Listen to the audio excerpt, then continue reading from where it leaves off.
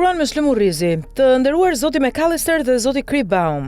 Kjo është fleta e votimit në vendin tuaj Gjermani. Pra gjermanët zgjedhin me votë deputetët e tyre dhe nuk votojnë listën e kryetarëve të mbushur me njerëz pa asnjë vlerë. Gjermania ka këtë ligj zgjedhor me listat hapura dhe çdo qytetar zgjedh atë që mendon se vlen si përfaqësues i tyre. Prandaj kur vini për vizitë në Shqipëri dhe ja argaviteni duke shtrënguar në qafë apo puthur deputet shqiptar që i keni për zemër, mirë është që t'u tregoni se çfarë sistemi zgjedhor ka dhe si zgjidhen deputetët në vendin tuaj në Gjermani, në mënyrë që çifti i bashkëkryetarëve të nderuarit Komision për pseudo-reformën zgjedhore PS-PD të mos dërdëllisin si të zgjuar sikur po shpikin armë bërthamore të Iranit. Po ashtu as Rama dhe as Berishat mos kenë mundësi të jenë pronarë të parlamentit duke qenë padrinot partive politike militantiste patronazhiste.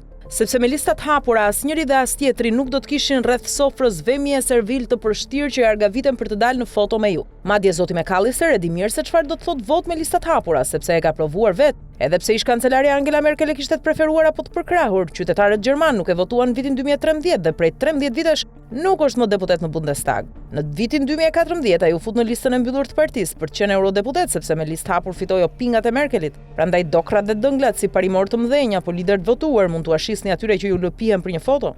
Ligji që rikthen demokracinë dhe sovranitetin e votës së qytetarëve, që u vra nga pazari i pistë i prillit 2008 mes Ramës dhe Berishës, është lista 100% hapura dhe Shqipëria një zonë zgjedhore. Pallavarat për financim partish apo mashtrimet për 30% listat mbyllura janë turpi i palaçove politik të dyja forcave politike, PD e PS, për të ruajtur një karrige të qelbur në kuvend pa vota dhe për të shërbyer si qenë të tredhur kryetarëve të partive, duke mbrojtur interesat e tyre.